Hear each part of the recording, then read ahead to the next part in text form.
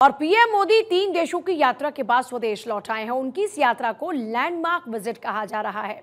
PM Modi सबसे पहले Cyprus जाते हैं, फिर कनाडा जाते हैं और आखिर में जाते हैं क्रोएशिया। लेकिन सबसे अहम पड़ाव रहा कनाडा, जहां G7 की बैठक में पीएम ने दुनिया को विश्व शांति का संदेश दिया। G7 में विश्व के तमाम नेताओं के साथ पीएम मोदी की मुलाकात हुई। कनाडा के प्रधानमंत्री मार्क कार्नी ने कहा कि G7 शिखर सम्मेलन में प्रधानमंत्री नरेंद्र मोदी की उपस्थिति भारतीय अर्थव्यवस्था के आकार और गतिशीलता और भारत की नेतृत्व वाली स्थिति का प्रतिबिंब है। इसी तरह अगर साइप्रस की बात की जाती है तो साइप्रस का भी भारत को साथ मिला। यानी पीएम मोदी आतंकवाद और विश्व शांति से लेकर तमाम मुद्दों पर दुनिया को अपने रुख से सहमत कराकर ही लौटे हैं। सबसे पहले 16 जून को साइप्रस में पीएम मोदी, 18 तारीख को कनाडा जाते हैं और फिर क्रोएशिया जाते हैं प्रधानमंत्री मोदी। और सबसे बड़ी बात यह है कि भारत के कई मुद्दे हैं जिनमें सबसे महत्वपूर्ण है आतंकवाद। आतंकवाद पर हमने स्पष्ट तौर पर कहा कि हमारी एक ही नीति है आतंकवाद को लेकर। आतंकवाद का खात्मा होना चाहिए। अब 3 तस्वीरें इस वक्त आपको दिखा रहे हैं। एक साइप्रस की तस्वीर है, एक तस्वीर जब वो कनाडा पहुंचते हैं वो तस्वीर है, और फिर एक और तस्वीर है क्रोएशिया की। तो ये 3 तस्वीरें खास तौर पर जो भारत का बढ़ता कद है उसे इंगित करता है। बताते हैं ये 3 तस्वीरें कि प्रधानमंत्री मोदी किस तरह से ग्लोबली भारत को आगे लेकर जा रहे हैं और भारत का कद किस तरह से आगे बढ़ रहा है। उनका जो बॉडी लैंग्वेज है नेताओं के साथ बातचीत करने का, आप उससे अंदाजा लगा सकते हैं। फॉर एग्जाम्पल आप साइप्रस का देखिए।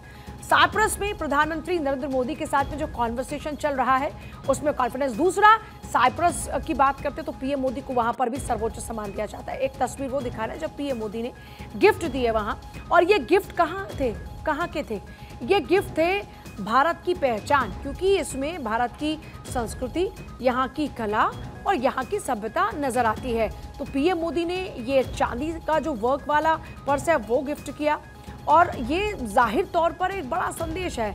देखिए, आपने देखा जब भी प्रधानमंत्री मोदी अपने विदेशी दौरों पर जाते हैं तो प्रधानमंत्री मोदी हर राज्य से कुछ ना कुछ खास जो भी वहाँ की आइडेंटिटी होती है उस तरह के उपहार लेकर जाते हैं। तो ये एक मैसेज होता है कि भारत में जो अपनी कला है वो कितनी ज़्यादा ये कहिए कि खूबसूरत है और दुनिया के पटल पे गिफ्ट्स के जरिए वो पहुंचती है। तो ये प्रधानमंत्री मोदी के दौरों की तस्वीरें इस वक्त आपको दिखा रहे हैं। साइप्रस, क्रोएशिया, पहली बार ये प्रधानमंत्री मोदी का दौरा था। अब इससे होगा क्या? नई संभावनाएं खुलती है निवेश के क्षेत्र में, रक्षा के क्षेत्र में, तकनीक के क्षेत्र में, व्यापार के क्षेत्र में, और खास तौर पर 3 देश, 5 दिन, 27,000 किलोमीटर का ये प्रधानमंत्री मोदी का सफर रहता है। इसके अलावा G7 की बात करते हैं तो G7 में देखा आपने कि किस तरीके से प्रधानमंत्री मोदी जब वहाँ पर पहुँचते हैं तो प्रधानमंत्री मोदी का जो बात करने का तरीका रहता है उसके ज़रिए आप अंदाज़ा लगा सकते हैं कि प्रधानमंत्री मोदी के इस दौरे से सीधे तौर पर दुनिया को कैसे संदेश जाता है। पीएम मोदी का 3 देशों का दौरा खत्म हो चुका है, वो भारत लौट चुके हैं, और ऐसे में आज उनका बिहार दौरा रहेगा। लेकिन इससे पहले उनके साइप्रस, कनाडा और क्रोएशिया दौरे का जिक्र बार बार हो रहा है। पीएम मोदी 5 दिन का विदेश दौरा पूरा कर भारत लौट आए हैं। 15 से 16 जून को साइप्रस में रहे, 17 जून को कनाडा, 18 जून को G7 समिट में हिस्सा लिया और फिर पहुंचे क्रोएशिया। क्रोएशिया की राजधानी जग्रेब में पीएम मोदी के स्वागत में मंत्र पढ़े गए, भारतीय नृत्य पेश किए गए। इसके बाद पीएम मोदी ने भारतीय समुदाय के लोगों से मुलाकात की और मोदी ने क्रोएशिया के पीएम आंद्रेज प्लेंकोविच से द्विपक्षीय बातचीत की। और ये किसी भारत के प्रधानमंत्री की पहली यात्रा। यहाँ पर 17,000 से ज्यादा भारतीय रहते हैं। और मोहम्मद अमीन हमारे साथ में है, पूर्व राजनयिक। मोहम्मद अमीन साहब, प्रधानमंत्री मोदी के इन 3 देशों के विदेश दौरे का आप किस तरह से आकलन करते हैं? देखिए पूजा जी, जहां तक सवाल है मोदी जी के दौरे का, आपकी बार का ये 16 से लेके 19 तक जो दौरा था 3 देशों का, ये देश का सबसे अच्छा और बहुत ही सुहावना असर था। रीजन क्या है कि इसके अंदर जो हमारे कनाडा और हमारे इंडिया के जो संबंध खराब हो गए थे 2023 में, और हमारे मिशन भी बंद हो गए थे, वो मिशन हमारे दोबारा शुरू होने की बात की गई है। और उन्होंने कहा है कि हम both the countries are agreed on appointment of the new high commissioners. तो इनके कमिश्नर के हाई कमीशन के अपॉइंट होने से एक बहुत बड़ी राहत मिली है कि वहाँ पर हमारे बहुत से इंडियन है कनाडा में। जहाँ तक सवाल है ग्लोबल इश्यूज का, तो मीटिंग जो थी फुल एक्सचेंज से हुई है वर्ल्ड लीडर्स के साथ में, जिसमें आपको देखिए जितने भी वर्ल्ड लीडर्स है उनसे सबसे मुलाकात अच्छी तरीके से हुई, और लास्ट में जो बात रह गई थी होने के लिए वो हमारे ट्रम्प से यहाँ पर आके आधे घंटे तक की वार्तालाप फोन पे हुई। इट मीन्स बहुत बड़ा सक्सेसफुल था। और आप देखेंगे कि हमारे देश को पिछले पाँच बार से बुलाया जा रहा था, अब की बार हमारे देश के जो अपोजिशन लीडर थे वो ये कह रहे थे बार बार कि कितने अच्छे इनकी पॉलिटिक्स है, इनकी इतनी अच्छी डिप्लोमेसी है कि अभी मोदी जी को बुलाया नहीं गया। लेकिन आप देखिए चूंकि हमारे वहाँ पर एम्बेसी नहीं थी, इस बात को नहीं समझते ये लोग, हमारे वहाँ पर एम्बेसी नहीं थी, इस कारण से कोई लिखत पढ़त नहीं हुई। इसलिए मार्कोनी ने, जो अभी देश के प्राइम मिनिस्टर हैं कनाडा के नए, उन्होंने अपने आप फोन पे सीधे बात की है मोदी जी से और उनको आमंत्रित किया और बुलाया देश में। यह G7 की बहुत धनाढ्य लोगों की वो जमात है कहना चाहिए, और कॉन्फ्रेंस थी, शिखर सम्मेलन। इसके अंदर हमारे इंडिया को इसलिए बुलाना जरूरी था कि आप देखेंगे इटली है, कनाडा है, फ्रांस है, इसके ऊपर हमारी इकोनॉमी चली जाती है, जिसके कारण बहुत जरूरी था उनको बुलाना, और बुलाया गया इंडिया को। और इसके साथ साथ में बड़ा अच्छा रिस्पांस दिया गया। आप देखिए जर्मन चांसलर से इनकी मुलाकात हुई है, फ्रेंच प्रेसिडेंट से हुई है, यूके प्राइम मिनिस्टर से हुई है, इटालियन प्राइम मिनिस्टर से हुई है, और ऑस्ट्रेलियन प्राइम मिनिस्टर से हुई है। इस सब मामले में जो है cooperation, trade, economy and strategic partnership के ऊपर बात हुई है। ये बहुत बड़ी बात है। और कनाडा के साथ तो बिल्कुल सीधी सीधी बात हो गई है कि आप, और वहाँ पर देखिए ना सबसे बड़ी बात क्या हुई है, कल भी यही उनका स्टेटमेंट आया है उनकी एजेंसीज का और गवर्नमेंट के बारे में कि वहाँ पर जो पुराने हमारे जस्टिस ट्रूडो थे उन्होंने जो है खालिस्तानियों के साथ में जो नेक्सस बना रखा था, चूंकि क्या है कि उनकी सरकार इस बार जो है वो कमजोर थी और उन्होंने उनके साथ लेके बनाया था, इसलिए उनकी मजबूरी थी जस्टिस ट्रूडो की, जबकि मार्कोनी की पार्टी की सरकार है, तो उनको मजबूरी के नाते उनका साथ देना पड़ा और बहुत ज्यादा जाके साथ देना पड़ा। और मैं तो कहूंगा कि अगर इतिहास में जाइए मतलब ये कहा जा सकता है कि पीएम मोदी के इस दौरे के बाद अब रिश्ते बेहतर होंगे, और खुद इस बात का जिक्र कई बार कर चुके हैं, और वहाँ के लीडर्स भी ये चाहते हैं कि रिश्ते बेहतर होने चाहिए। रिश्ते हमारे हमेशा से भारत के साथ अच्छे रहे हैं, और सबसे इम्पोर्टेंट बात खालिस्तानियों को लेकर एक्शन की बात हुई है, जो एक सबसे इम्पोर्टेंट मैसेज जाता है। सबसे बड़ी बात आप देखेंगे कि इसमें जो उनकी एजेंसीज हैं, जो पहले अभी तक हमारे जो भारत के डिप्लोमेट्स को उन्होंने ठहराया था कि उसमें इनका हाथ है, उसके हरदीप सिंह निज्जर के 2023 के मर्डर में, लेकिन इसी बात को लेकर इशू उठाया गया था क्योंकि वहां पर खालिस्तानियों ने पे दबाव डाला था ट्रूडो के ऊपर, और ट्रूडो ने इस बात को बहुत मुखरता से उठाया था। अब आप देखिए क्या है कि उन्हीं की जो एजेंसी है CISS, उसी एजेंसी ने ही डिक्लेयर किया है कि खालिस्तानियों का ये अड्डा है। 1980 से आप देखिए कि जो 85 में हमारा एयरक्राफ्ट जो क्रैश हुआ था, कनिष्का विमान दुर्घटना हुई थी, उसमें भी ये खालिस्तानियों का हाथ था, जिसको कि ये हमारे जस्टिस ट्रूडो के जो फादर थे उस वक्त के मिनिस्टर, उन्होंने दिया नहीं था, जबकि भारत ने 26 बार डोजियर्स दिए थे, जिसमें सिर्फ 6 बार उन्होंने माना। तो ये सब बातें देखने वाली बात है। अब आप देखिए कि इस वक्त जो बहुत बड़ा हुआ है मार्कोनी की वजह से, कोऑपरेशन है, ट्रेड है, स्ट्रेटेजिक सेक्टर में, तो अब बहुत बड़ी बात है। हम लोग जो है, आप ये बात को मानेंगे कि हम लोग जो है तो इनको सबसे ज्यादा इस मामले में एक्सपोर्ट करते हैं, जबकि ये हमको उतना एक्सपोर्ट नहीं करते। कहना चाहिए कि कनाडा जो है हमको 3.80 करता है बिलियन, जबकि हम उसको करते हैं 5.56 बिलियन डॉलर का एक्सपोर्ट करते हैं। हमारी तरफ से जो देखिए जो दिया जाता है इनको, फार्मा है, मशीनरी है, न्यूक्लियर असिस्टेंस है, इलेक्ट्रॉनिक है, टेक्सटाइल है, ज्वेलरी एक्सपोर्ट होता है। ये बहुत बड़ी बात है। यहाँ से उनके तरफ से हमको क्या मिलता है, कोल है, पेट्रोलियम ऑयल है, नेचुरल गैस है, डेयरी प्रोडक्ट है, कुछ पल्प्स वगैरह, और फर्टिलाइजर, आयरन एंड पोटाश मिलता है। हाँ। जी, इसके अलावा अगर क्रोएशिया की बात करते हैं, प्रधानमंत्री मोदी का ये पहला क्रोएशिया यात्रा, और क्रोएशिया के जरिए माना जा रहा है कि यूरोपीय देशों के साथ में हमारी रणनीतिक साझेदारी बढ़ेगी। क्या वाकई आप ऐसा मानते हैं कि ये क्रोएशिया दौरा बहुत इंपॉर्टेंट था, और हमने ये जो नए नए रास्ते तलाशना शुरू किया है, ये भारत की एक स्ट्रॉन्ग स्ट्रैटेजी का पार्ट है? देखिए पूजा जी, यहाँ तक स्ट्रेटेजिक पार्टनरशिप की बात है, आप सबसे पहले बात देखिए ना कि जो दौरा शुरू किया मोदी जी की जो पॉलिसी है, उसके तहत जो उन्होंने दौरा शुरू किया, वो पहले किया साइप्रस का। साइप्रस का क्या था, दौरा बहुत जरूरी था, इसलिए कि साइप्रस और क्रोएशिया दोनों ही पार्ट है यूरोपियन यूनियन के, और इसमें इनको जवाब देना जरूरी था, क्योंकि अभी टर्की ने हमारे देश के खिलाफ पाकिस्तान को सपोर्ट किया था, और उनका जो वॉरशिप था वो कराची तक आया था, और उन्होंने काफी सप्लाई किया ड्रोन वगैरह, इससे कोशिश की थी उन्होंने हमारे यहाँ यूज करने की। तो ये सबसे बड़ी बात है, उसको जवाब दे दिया गया। साइप्रस से हम लोगों ने जो है तीसरी बार हमारे देश के प्राइम मिनिस्टर गए हैं, इससे पहले अटल बिहारी वाजपेयी, उससे पहले मिसेस गांधी, और ये हमारे 25 में, यानी 2006 के बाद आप देखिए 2002 के बाद देखिए 2025 में हमारे प्राइम मिनिस्टर मोदी जी गए हैं। उन्होंने बहुत अच्छी बात की है, वहाँ पर जो हमने उनको असिस्टेंस देने की बात की है, इसमें बहुत चीज़ें हैं। तो उसमें उनको साइबर सिक्योरिटी है और भी डिफेंस के सप्लाई की बात है। क्योंकि ये साइप्रस जो है ये इसको दबा रखा है नॉर्दर्न साइड में टर्की ने, तो उसका जवाब दिया गया है कि देखिए हम आपके साथ हैं, और उनके प्रेसिडेंट ने बहुत ज़्यादा अपना भाव विभोर होके हमारे प्राइम मिनिस्टर का स्वागत किया और पूरी खातिरदारी की। अब आप देखिए कि क्रोएशिया की जो भी आप बात करी थी पूजा जी, उसमें हमारा जो ट्रेड टाइज हैं उसमें फर्स्ट विजिट जो है इंडिया प्राइम मिनिस्टर की हुई है, जो बायलैटरल रिलेशन है बिटवीन टू कंट्रीज का, और ये बहुत बड़ी बात है। पहली बार छोटे से कंट्री में जाने का मतलब ये शो करता है छोटे छोटे कंट्रीज में ये हम हर कंट्री के साथ हैं, क्योंकि क्रोएशिया ने भी और साइप्रस ने भी हमेशा हमारा साथ दिया है, इसलिए उनको बताना जरूरी था कि नहीं हम तुम्हारे भी साथ हैं।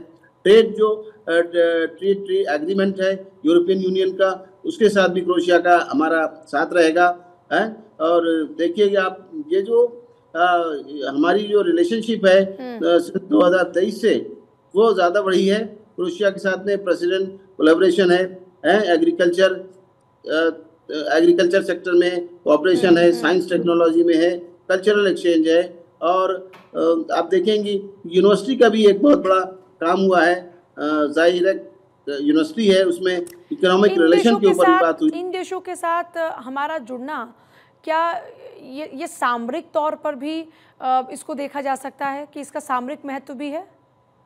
अंतर्राष्ट्रीय स्तर पे वैश्विक सामरिक दोनों ही महत्व हैं, क्योंकि कंट्री तो दोनों ही हैं। जब भी कोई बात होती है, चाहे यूनाइटेड नेशन की बात लीजिए, चाहे यूनाइटेड सिक्योरिटी काउंसिल की लीजिए, हर जगह वोटिंग होती है, और हर जगह जहां पर भी जो देश का सदस्य है वो हमको जरूर सपोर्ट करेगा और हमारी पॉलिसी को सपोर्ट करता है। अभी कुछ लोगों ने कहा था हमारे देश के बारे में कि जब पाकिस्तान के साथ हमारी जब वार हुई, अघोषित वार थी, मतलब ज़्यादा तो नहीं थी, हम लोगों ने सिर्फ उनके ठिकानों को बर्बाद किए जो आतंकवादी ठिकाने थे पाकिस्तान के, लेकिन फिर भी पूरी वार नहीं थी।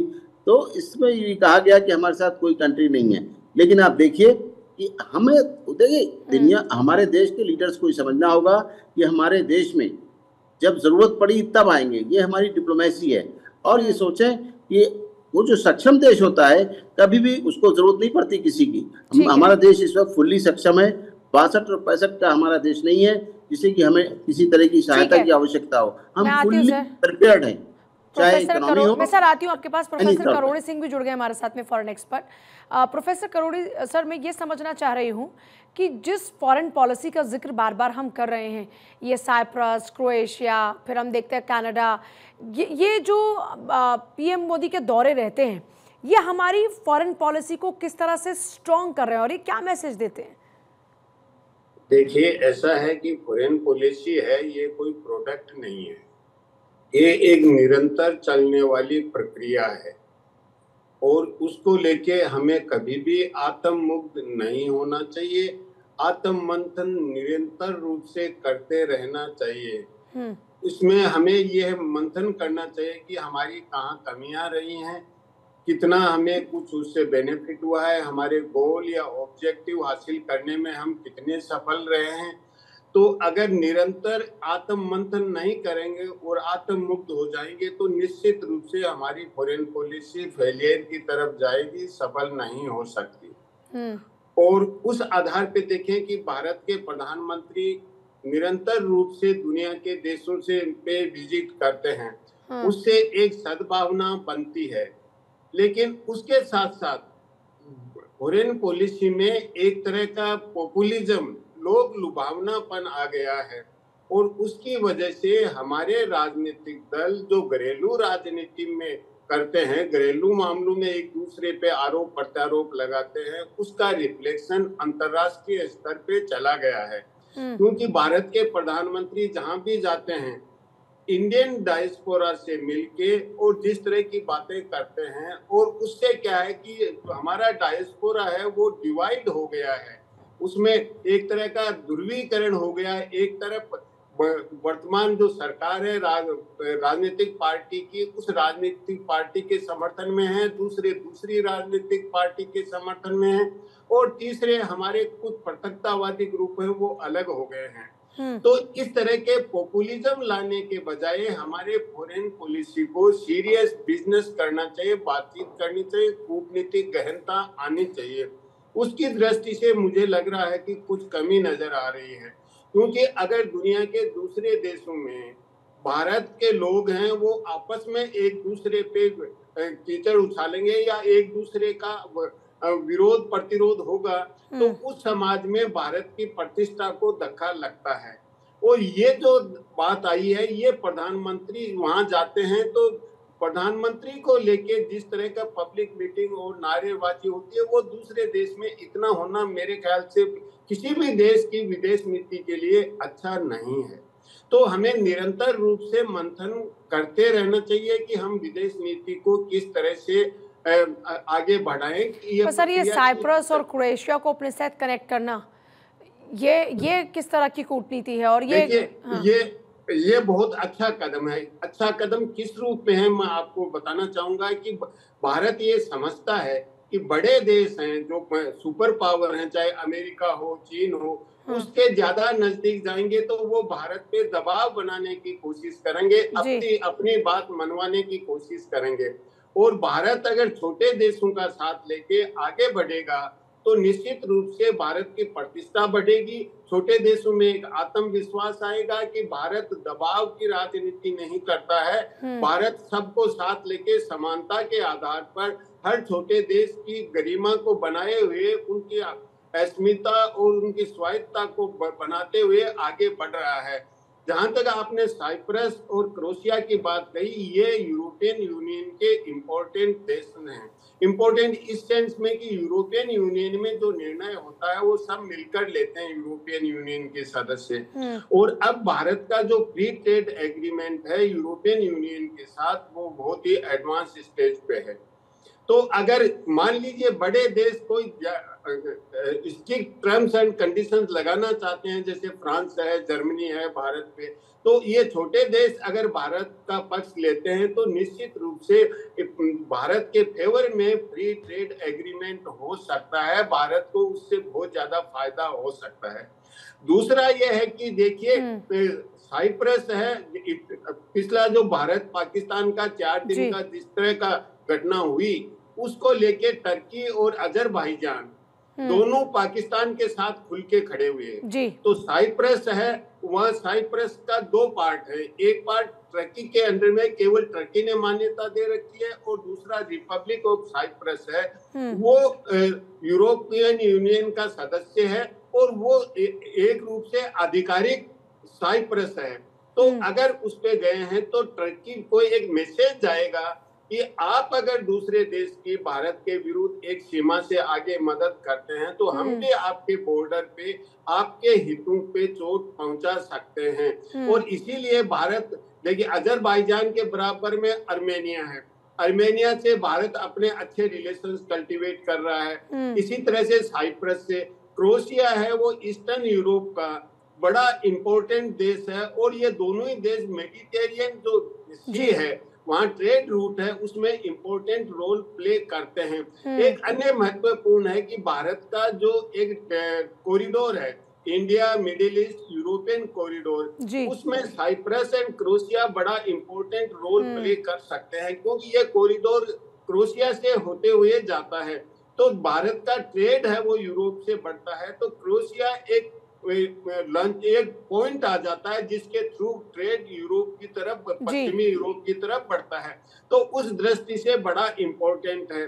तो ये सद्भावना की दृष्टि से भी और व्यापारिक दृष्टि से भी और भारत की प्रतिष्ठा की दृष्टि से भी बड़ा ही महत्वपूर्ण विजिट है। जी पूजा, बहुत शुक्रिया सर आप दोनों का ही जुड़ने के लिए और बहुत ही बारीकी से विदेश नीति पर बात करने के लिए, और प्रधानमंत्री मोदी के इस विदेश दौरे से भारत को क्या हासिल हुआ ये बताने के लिए।